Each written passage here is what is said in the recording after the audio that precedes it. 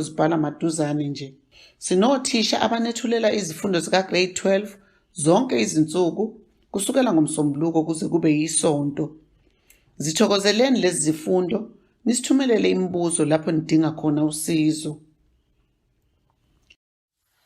Good evening, grade 12 learners. Good evening to all our listeners and everyone who is following this program.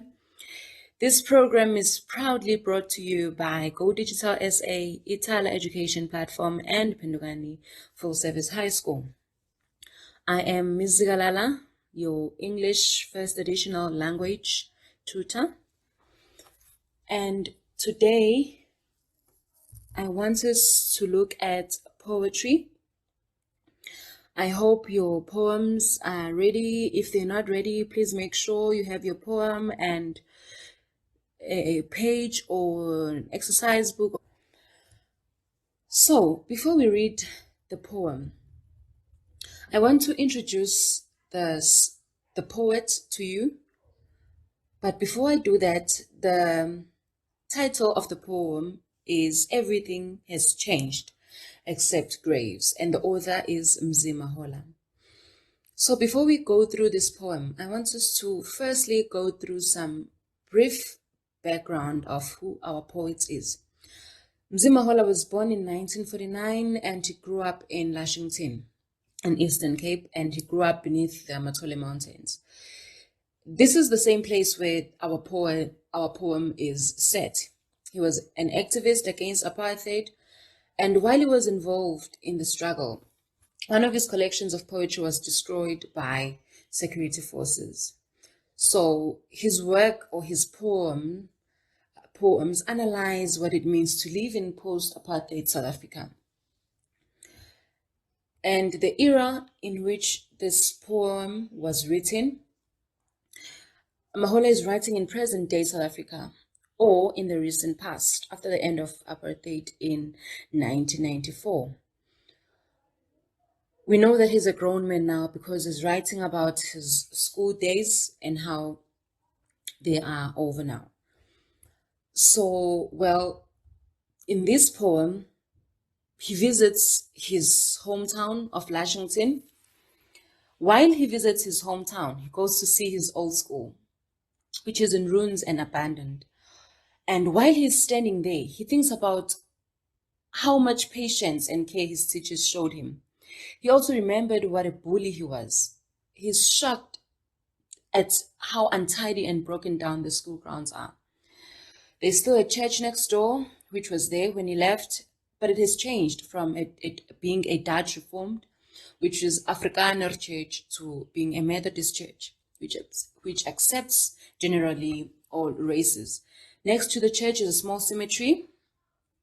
So now we have a picture of the setting where Mzimahola sets this poem. He thinks quietly and deeply about who is buried in the cemetery. And he recognizes that white people still come to take care of the graves of their loved ones. Well, nothing is the same except the graves.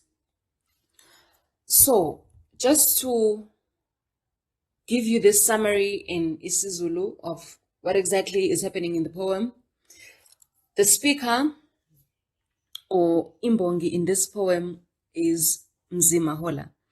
So, Mzimahola, what he does is uvakashela his hometown, Lushington, where he was born. Mayefika laphayana, he goes to the school la ayifunda khona esasemncane. He is shocked and disappointed. Mayethola ukuthi isikole asinakiwe, the windows have broken down, the roof ayisekho iroof, and the walls are damaged. The state afica isikole sikuyona is so shocking to him that he says his soul was paralyzed. So uma efika laphayana, well, the setting indawo lana ipoem esukela khona uthi there is a school and then kunesonto eselakhiwe kabusha ekade kuyi-Dutch, lama-Dutch qala, which are the early Afrikaners. And then now, so we Methodist. So we are no mubani ufuna ukuya, whether you black, colored, white, Indian, it doesn't matter. Isonto selamukela wonke umuntu ofuna ukuya khona. And esontweni there was ucingo, or the fence. There was a fence that divided isonto and the cemetery. But alisekho ke lelo cingo lelo. It has vanished. So now let us just read the poem. Before we get to that, I hope your poem is ready by now, and so that we can read it. So when you look at the external structure of the poem, before we read it, the poem consists of 34 lines, and it has 3 stanzas. So each stanza seems to move the reader further away. The first one, the school ground, then the church next door, and finally the graveyard.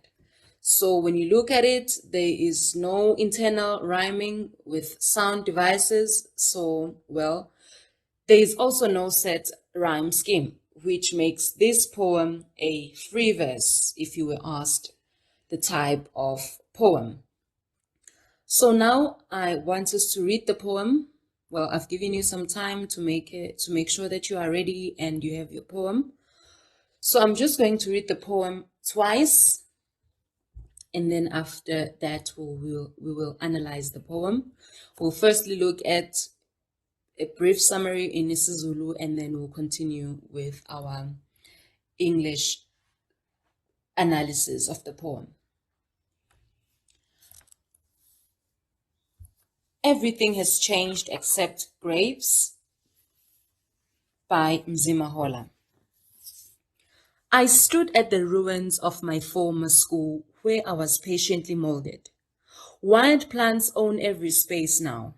My soul was paralyzed. What happened to the roofs, the doors, and windows? Can these damp, lonely walls still recognize me? Everything has changed. The ground where we ran and laughed, and the corner of the playground where I pummeled a schoolmate almost to pulp, are scarfed with wattle to conceal my shame. A short distance away stands a renovated church, a Dutch Reformed family, now a Methodist, embraced by a mute little cemetery that claims the past. The dividing fence has vanished, though growth strangles it to near extinction. Called names of departed whites who were part of this community and made monumental contributions are etched on the headstones. Sometimes whites come here to clean and put flowers on their family graves.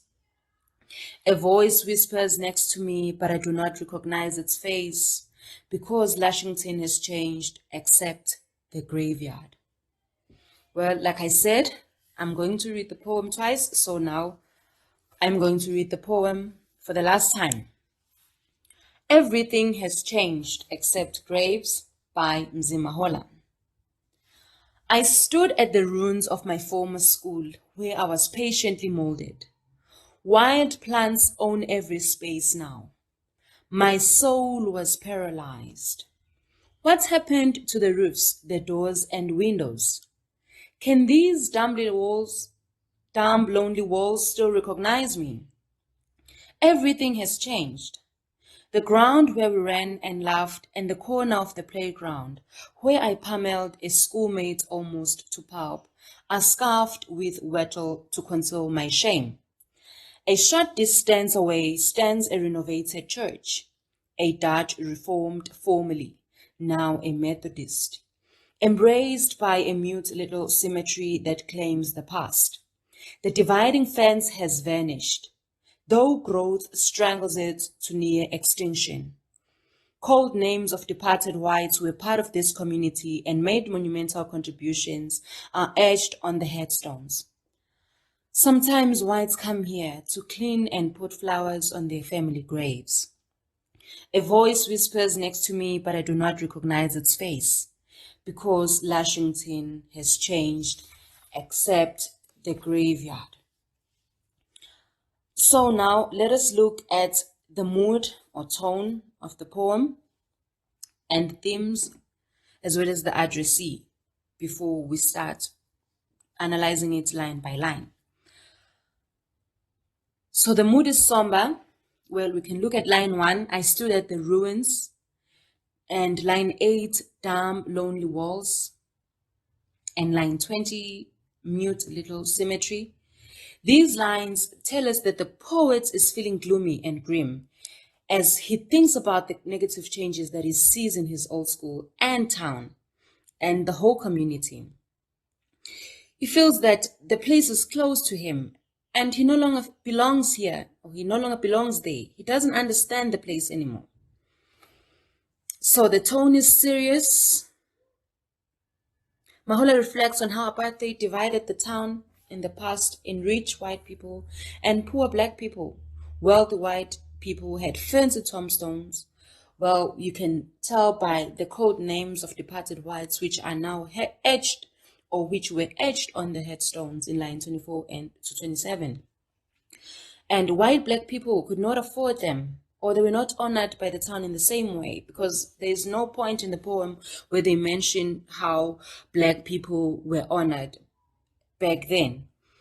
The tone is also sad. Well, the poet feels alienated from his old life in Washington. At the end of the poem, he does not recognize its face. It looks unfamiliar to him in line 32. He feels excluded from it. So let us look at the themes that the poet explores in this poem. The first one is nature versus wilderness. Nature versus civilization. So the poet says the school has been abandoned, its ground have been left to grow wild. There are weeds and wattle everywhere. It makes him feel small. And well, if we don't keep trying to build and create things, then our efforts are destroyed. If we don't try to maintain our societies, then well, our efforts are destroyed, or there is no future. So he says wild plants own every space. Now, the evidence of the theme in text. The wild plants own every space now. The weeds are personified, and a person can own a space by buying it, but plants usually grow, and we're talking about weeds in this kind of case. They are uncontrolled, and the poet notes that corners are scarfed with wattle, which is an Australian tree that has become a problem in South Africa, that has grown everywhere. And now this wattle is compared to a scarf in the poem. The second theme is death and change. Well, change is constant, death is inevitable. And then now, in the evidence of theme in context of the poem or in the text, everything has changed except graves. By everything, the poet means his childhood town and school. And well, we'll talk about later on the socio-economic situations and as well as the political situation in the poem. The graves do not change because, well, the people inside them are the same. The headstones are monumental. Well, this is a pun. It is a play on words. The speaker plays around with words. So the poet means that these white people thought their achievements in life were great, but, well, nobody honored black people. So the last theme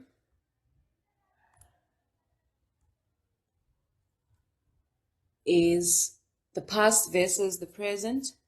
The poet has gone back to his old school to see if anything is different. Well, when he gets there, he's shocked. He finds that the school is broken down. The school grounds are full of weeds. He feels how time has passed. And he's now a successful adult and his school days are over. But Washington itself has changed. People have left. Buildings have fallen into ruin. And he feels sad. at the transformation that he sees, or the change that he sees when he gets to the school. So the addressee in the poem, who is the speaker addressing? Well, he's addressing anyone who is quietly reading the poem and expressing himself about how he feels about the transformation that he sees at the school. His childhood was full of the struggle for education. He's a success story because he's now a well-known poet. But it is disappointing for him to see that the buildings he remembers from his childhood are unfamiliar and are ruined. Now, let us analyze the poem. Everything has changed except graves. The poet has put the words except graves in brackets to qualify his statement. Everything has changed in his community, except graves, of course. Line 1. I stood at the ruins. I stood. The minute or immediately the poet says, I stood, means that he uses the first person narrator in this poem. At the ruins, the word ruins suggests deterioration. Of my former school in line 2. Former means past. So he was once a learner at this school that he talks about in this poem. In line 3, where I was patiently molded. The phrase patiently molded suggests that he was given shape and formed by teachers who took their time, who were patient, and who were like artists in their care over an artwork. So he shows appreciation for the education that he received at that school. Line 4, wild plants own every space now. Wild plants refers to the weeds that have overgrown the space, or they've overgrown the area. The word own suggests that now the space belongs to the weeds. They've taken over. And in line 4, we find a personification because, like I said, when you own something, it means that that particular thing belongs to you. Line 5, my soul was paralyzed. Well, when somebody is paralyzed, it means that that person has lost an ability to move. He felt paralyzed, as though in a state of shock, horror, sadness, and disappointment. And in this line, there is also a personification because, well, his soul has been given human qualities. And there's also a metaphor, which is a direct comparison. We know that his soul wasn't literally paralyzed. In line 6 and 7, what happened to the roofs, the doors, and windows? The speaker asks a rhetorical question. And why are we saying this is a rhetorical question? It's because the speaker is not expecting us to give him an answer to this question. So the two questions indicate that the roofs, doors, and windows have been destroyed or have vanished. The walls are personified in the second question. They don't speak. Perhaps they have no pictures or posters on them. And he wonders whether he's as strange to them as they are to him. Everything just looks unfamiliar to him. So once again, there is a personification in line 8. Can these damp, lonely walls still recognize me? He asks a rhetorical question. So now they form part of his past. He wants to be recognized for making his mark in the school. Can these damp, lonely walls recognize me? He refers to them as damp, which is a personification because walls cannot think, so they cannot be damp. They cannot be lonely because they do not have feelings. In line 10, everything has changed. So this is the whole point of the poem, that everything has changed. When he gets to the school, when he gets to the community, when he sees this village, he realizes that so much has changed. It does not only refer to the school building, but to everything, the socio-economic situation, the political, and everything that is related to it. Line 11, the ground where we ran and laughed. This line tells us that when the poet was young, he was bubbly. He had this energy. He was carefree, and he had a very active childhood. He was happy as a child. They ran and laughed as children at the school. Line 12, at the corner of the playground. The corner of the playground suggests a place away from the educators where all the illegal activities took place, where teachers could not see them. So he takes us to the corner of the playground where he, in line 13, says, I pummeled a schoolmate almost to pulp. So he crushed his face. He beat him repeatedly with fists in line 13, the word pummeled. So you can say it was a fist fight. He was fighting with his schoolmates, but, well, he beat him up. He crushed his face. And then this also is in connection with the fact that Mzima Hola became a a boxer later on. Line 14, are scarfed with wattle. Wattle is an Australian tree which has become a problem in South Africa because it grows everywhere without anyone taking care of it. So these wattle trees have overgrown the area as well. So now they look like a scarf. They are surrounding the school. To conceal my shame. So to conceal, the word conceal means to hide. So to hide his shame, shame that his school has been deteriorated, shame that he bullied his schoolmates, shame that he's no longer proud of what he did, the actions of the poet as a child. So he's no longer proud. He speaks about his shame. The older person is not happy about what his younger self did. He has changed a lot as an adult. Line 16, a short distance away. So now is the beginning of a new stanza. And now he takes us to the church. A short distance away, meaning just near the school, stands a renovated church. The word renovated means or suggests that the church has been rebuilt.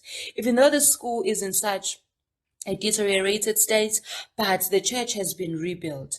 A Dutch Reformed family, now a Methodist. So a long time ago, the church was used by a white congregation, or the majority was white congregation. And then now it's a Methodist. So meaning the majority of the congregation accommodates people of different races.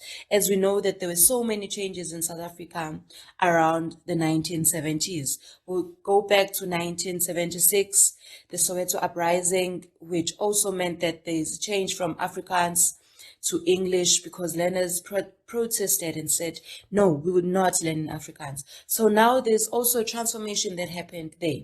There was an Afrikaans congregation, but then now the church accommodates and welcomes people of different races.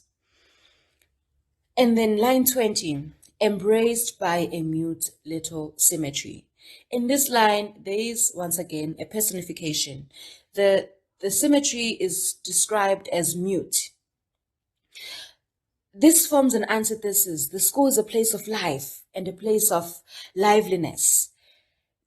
On the other hand, the cemetery is a place of death and lifelessness. So there's a contrast in that. The cemetery is referred to as mute because dead people do not speak. In line 21, that claims the past. So it claims the past because people that are buried there are white people who once lived in the community, who are no longer there. Most of them, well, the people who are buried died. So now in line 22, the dividing fence has vanished. So the fence which divided the holy ground from the unholy has also vanished. And this is symbolic. Line 23. Though growth strangles it to near extinction. So now the poet says growth strangles it to near extinction. The growth has strangled the graveyard, that which divided the holy consecrated ground from the unholy, so that everything becomes one overgrown place. And normally, as we know, a graveyard is well looked after. And then in line 24, cold names of departed whites. Well, they are described as cold because they are the names of people who have died a long time ago. Of departed whites, the word departed can be explored from a literal context and as well as figurative context. So literally it means that white people have left the community, they are no longer part of the community. And figuratively it means that white people have died, especially, well, to be specific, the ones that are buried in the graveyard. Line 25, who were part of this community. They were once part of the community, but not anymore. 26, and made monumental contributions. So these monumental contributions were in forms of money, time, and expertise, as well as the sacrifices that they made. The names of these people are etched on the headstones, or they are engraved on the headstones. So it will always give honor to the people who built and maintained the school and the community. And these names can also be the names of the missionaries who kept the school running a long time ago. The last stanza. Sometimes whites come here to clean and put flowers. So the words to clean and put flowers on their family graves are written in italics. So I would say the speaker uses this technique to introduce a new speaker, the one with a voice that whispers next to him in line 31. A voice whispers next to me. This voice could be a self-appointed tour guide, but I do not recognize its face. He does not recognize its face because it's been a long time. He hasn't been around for such a long time. The people that he sees now are no longer familiar to him. They are also not familiar with him because he has been gone for such a long time. Because Lushington has changed except the graveyard in line 33. So now and so we will stop right there with just analyzing the lines in the poem.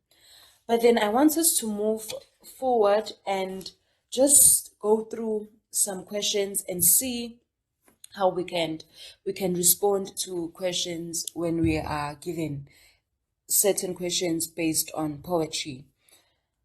So now we are going to do the activity. I'm obviously going to read the questions and I'm going to give you some time or just a few minutes so that you can jot down some possible responses or possible answers to the questions, and then we'll go through the memorandum together so that we see if you are able to answer these questions after you've listened to the analysis of the poem.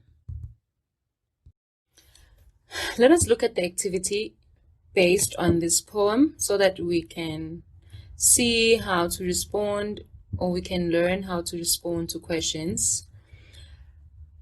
I know at this stage you know your figures of speech. They are very useful and they are very important in understanding literature, and they are really important. I cannot stress that enough for you to be able to respond to your literature questions.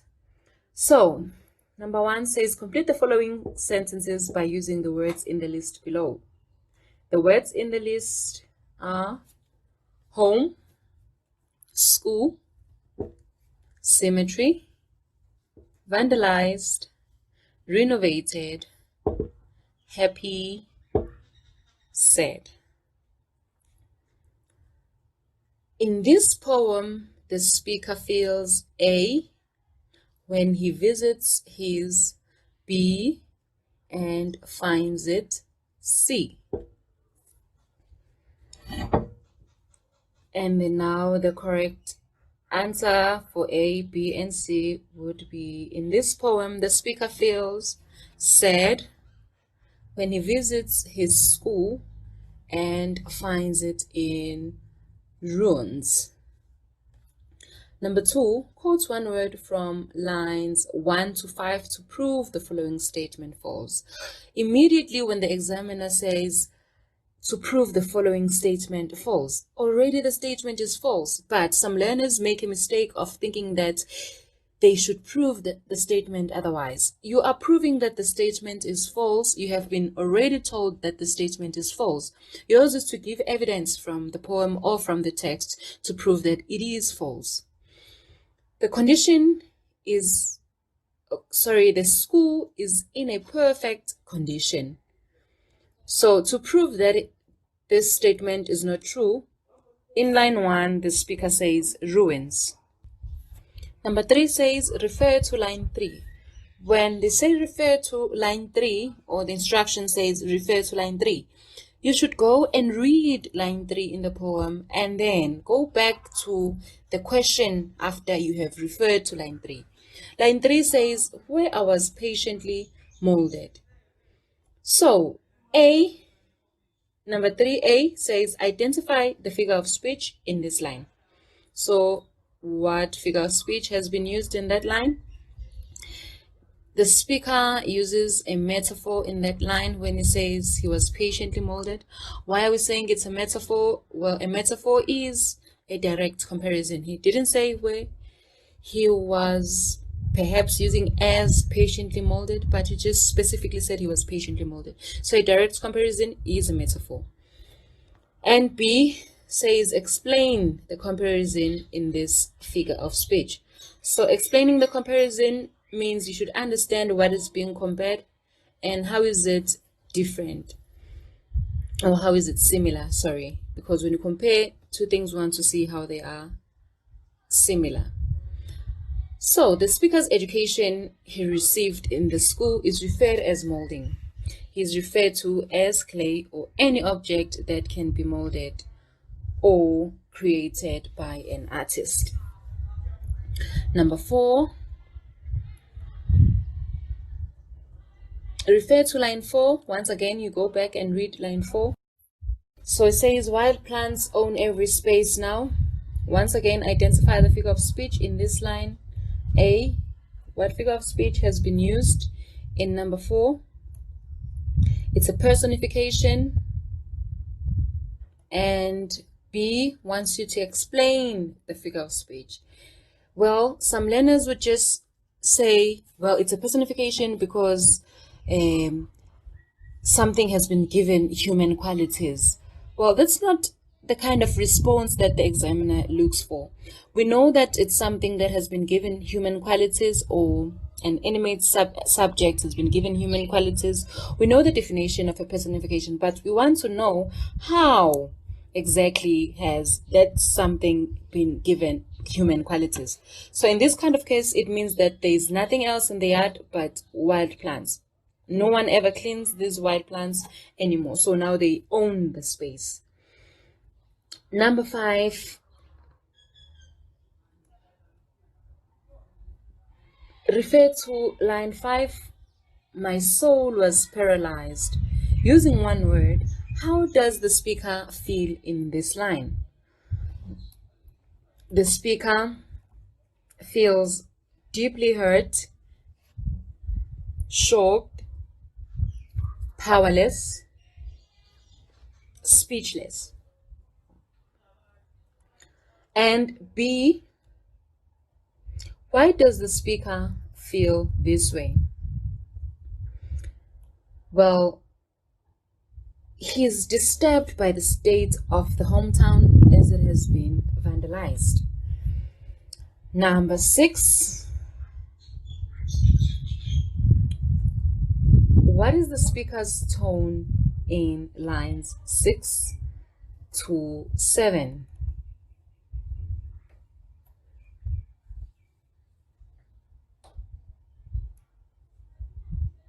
The speaker's tone is inquisitive. I hope you are writing, as we are going through these questions, you are writing your own answers before I actually give you the correct answers.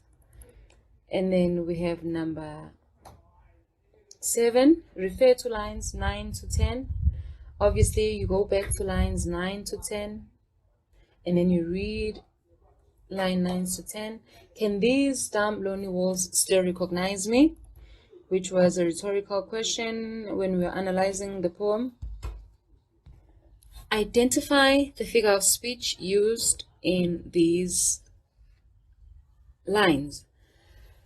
The figure of speech is a personification. And why is it important for the walls to recognize the speaker? Number 7B, the answer. The speaker realizes that everything has changed and is wondering if anything or anyone can still remember him as he spent his schooling days in this area. Number 8, mention 2 characteristics of the speaker during his childhood. How was the speaker during his childhood? The speaker was playful, he was happy, or you can say he was a bully. Number 9, quotes a word in lines 14 to 17, which means the same as hide. The word that means the same as hide, remember, when you are required to quote, you must always use your quotation marks. So the word is conceal in number 9. Number 10, explain the irony of the word reformed in line 18. So the irony in the word reformed is that the church used to be reformed or transformed, but the place around it has changed for the worse. Number 11, refer to line 20. Go and read line 20, or look at line 20, read line 20, and then answer the question. Identify the figure of speech used in line 20. And the figure of speech is a personification. Number 11B, give 2 reasons why the cemetery is mute. The first reason is that the dead cannot speak. And the second reason is that people who visit the cemetery do not talk much as they respect the dead. Number 12, explain the literal and figurative meanings of the word departed in line 24. Literal meaning of the word departed, white people have left the area, and figurative meaning of the word departed is that white people have died. Number 13, identify and discuss a theme evident in lines 27 to 30. Remember, there's a difference between identifying a theme in the poem as a whole and identifying a theme in specific lines which you are given in the poem. So in this kind of case, they only want a theme that is evident, this recurring idea in line 27 and 30. So line 27 and 30, the theme is honoring the dead. The relatives bring flowers to honor and remember their dead family members. Number 14, our next question is, okay, we are going to just go to activity 2 and we'll go through the questions and answers as well, so that you familiarize yourself with how the questions are asked in the exam and how you should structure your responses to those specific questions. So now the questions and the answers.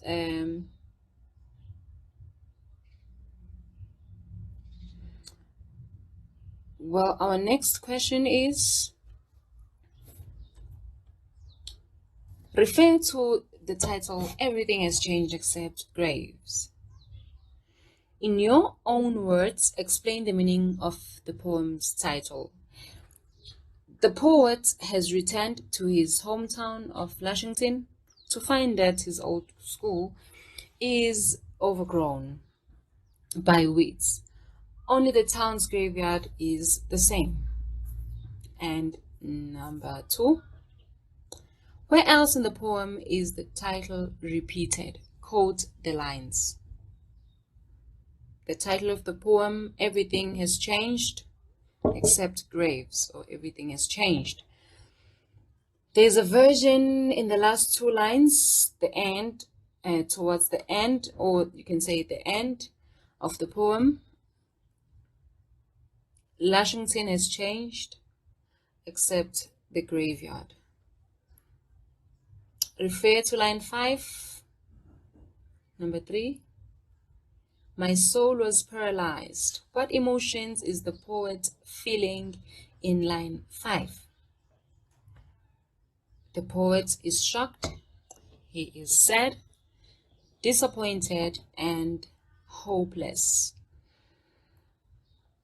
Number 4, explain the metaphor in line 5.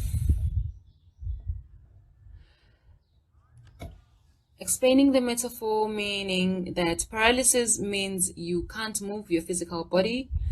If your soul is paralyzed, you feel such deep unhappiness that it is like you are frozen or dead, or you are unable to move, or think, or feel properly. And then our next question, why does the poet talk about how the church has changed? Why is this important to him? So, the end of apartheid would also have been a change in church members. There would be fewer supporters of race-based politics, maybe Afrikaners. Our next question is, refer to line 20, embraced by a mute little cemetery. What figure of speech is used in mute little cemetery? It is a personification, or you can say it's a metaphor. And then in your own words, explain how a cemetery can be mute. The graveyard does not communicate or give any clues about how the town has changed. Mute means you are unable to speak. The cemetery is given the qualities of a human speech, to be specific, even though it can't really talk. The poet means that he has to find his own answers. And that is the end of our activity. Thank you. So this is how we wrap up our lesson on the poem Everything Has Changed Except Graves. I hope you learned so much and this lesson really helped you to understand the poem by Mzima Hola. We know these are difficult times and we are hoping that you are working really hard to make sure that you pass. So this program is proudly brought to you by Go Digital SA, Ithala Education Platform, and Pendugani Full Service High School. Thank you. Have a good day. Siyanibonga ngokufunda nathi. Siyanimema ukuthi nithamele futhi nakusasa. Ningazithola lezi zifundo ekhasini lethu lika Facebook elithi Go Digital SA Foundation na ku YouTube elithi Go Digital SA Foundation. Ziyatholakala na ku Ukhozi FM njalo ngoLwesine kusukela ngo9 kuya ku10 ebusuku. Ningasithola nango WhatsApp kwinamba yethu ethi 068 151 1072.